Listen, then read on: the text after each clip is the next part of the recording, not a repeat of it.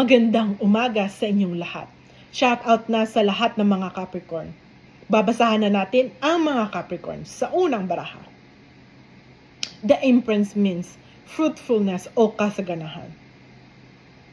Darating na ang kasaganahan sa iyong buhay, mga Capricorn, katuparan ng mga pangarap mo sa iyong buhay.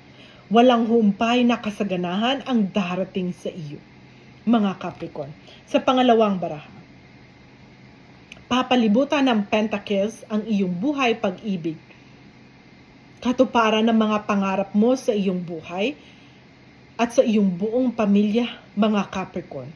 Makakamit mo na ang maayos na buhay, pag-ibig at pagsasama. Nagkakaunawaan at masayang buhay, pag-ibig, mga Capricorn. Mga katuparan ng mga pangarap mo sa iyong buhay.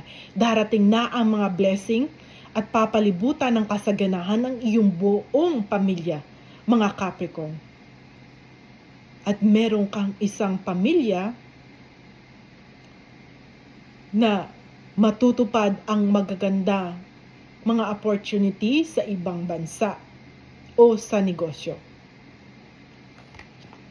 Sa panghuling baraha, The Hermit, merong taong gumagabay sa iyo. Ginagabayan ka ng ating Panginoong Diyos sa lahat ng gagawin mong desisyon sa iyong buhay. Tinutulungan ka para makamit mo lahat ng mga pinapangarap mo sa iyong buhay.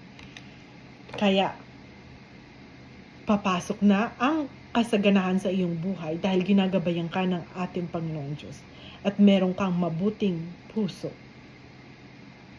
Hindi ka pinapabayaan ng ating Panginoong Diyos, kaya pinagpapala ka ng ating Panginoong Diyos ang iyong buong pamilya para makamit mo lahat ng mga pinapangarap mo sa iyong buhay.